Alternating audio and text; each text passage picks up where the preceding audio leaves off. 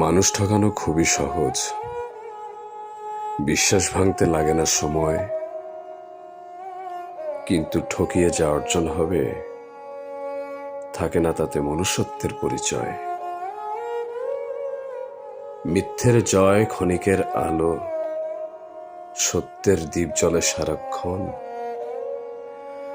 অন্যর চোখে জল এনে যে হাসে, হারায় একদিন নিজেরই আপনজন। সম্মান গড়তে লাগে একটি জীবন, ভাঙতে লাগে মাত্র একটি ক্ষণ। তাই ঠকিয়ে নয়, ভালোবেসে জিতুন, সেটাই মানুষের শ্রেষ্ঠ অর্জন।